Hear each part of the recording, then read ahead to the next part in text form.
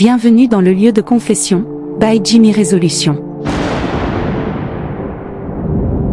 Ici, lorsque la pluie tombe et que le tonnerre gronde, les voix se libèrent. Les secrets enfouis refont surface. Les vérités que personne n'a jamais osé prononcer trouvent enfin un refuge.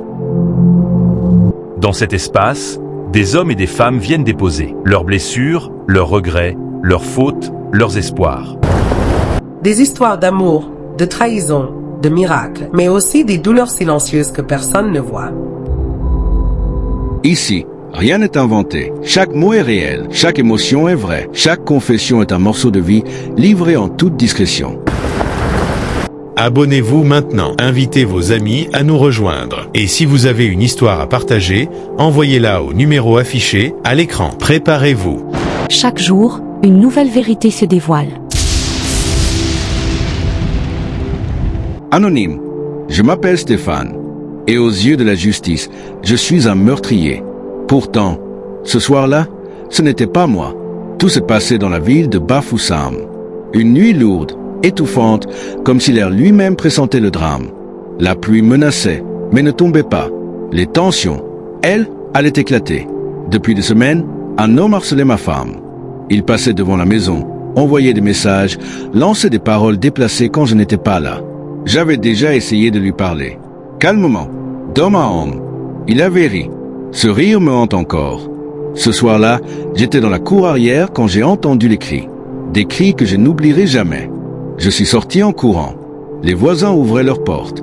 Certains filmaient déjà avec leur téléphone. Quand je suis arrivé devant la maison, il était au sol, allongé, immobile. Ma femme tremblait. Un couteau de cuisine glissait presque de ses doigts. Ses yeux étaient perdus. Elle répétait sans cesse. Je ne voulais pas, il m'a provoqué. Il a voulu me frapper. Je ne voulais pas. Il y avait du sang.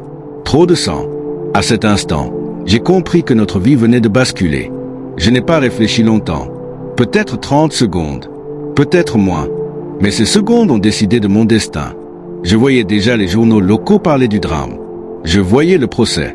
Je voyais la prison. Je voyais mes 3 enfants grandir sans mère. Je voyais la honte sur le visage de mes parents. Alors j'ai pris une décision insensée. Quand la police est arrivée, je me suis avancé. C'est moi? Ma femme m'a regardé, choqué. J'ai soutenu son regard. Elle a compris. Elle s'est tue. On m'a menotté. Je me disais qu'un homme est plus fort. Qu'un homme peut supporter la prison. Qu'un homme doit protéger son foyer coûte que coûte. Je pensais faire ce qu'un mari doit faire. Je pensais être courageux. Le procès a été rapide. Les preuves étaient floues, mais j'ai avoué, sans hésiter, sans chercher d'excuses. On m'a condamné. Les premiers mois en prison ont été un enfer. Les insultes, les regards, le poids du silence. Mais je tenais bon. Je me répétais, je l'ai fait pour eux. Ma femme venait me voir. Elle pleurait. Elle me serrait les mains à travers la vitre. Tu es mon héros. Les enfants aussi venaient. Le plus petit ne comprenait pas. Il croyait que je travaillais loin. L'aîné, lui, me regardait avec une tristesse qui me brisait le cœur. Je vivais pour ces visites, puis elles sont devenues moins fréquentes. Elle disait qu'elle était fatiguée, que le transport coûtait cher, que les enfants avaient école. Je comprenais. Puis un mois est passé sans visite, puis 2. Puis un jour, un gardien m'a appelé. Ta femme s'est remariée. Je n'ai pas réagi. Je n'ai pas crié. Je n'ai pas frappé les murs. Je suis juste resté assis. Un autre homme vit maintenant dans ma maison.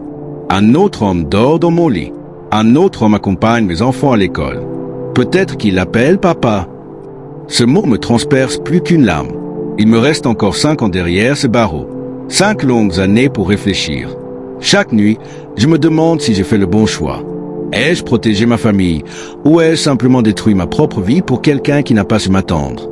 Le sacrifice est-il toujours une preuve d'amour ou parfois une erreur irréversible? Avec le temps, une autre vérité m'a frappé.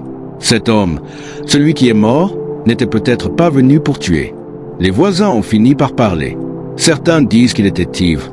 D'autres disent qu'il n'avait pas d'armes. D'autres encore murmurent qu'il voulait seulement effrayer. Il est mort par erreur. Une seconde de peur. Un geste de défense. Un coup mal placé. Et moi, j'ai ajouté une deuxième erreur à la première. En prison, j'ai vu des hommes coupables de choses terribles.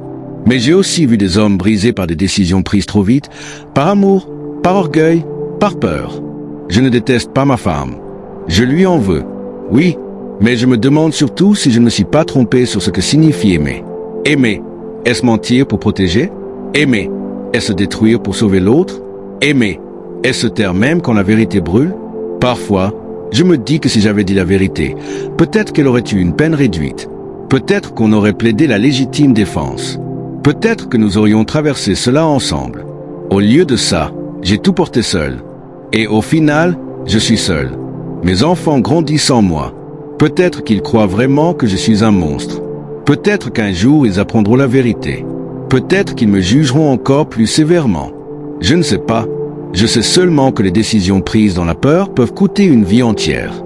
Si je pouvais revenir en arrière, je ne sais même pas si j'agirais différemment. C'est ça le plus terrible.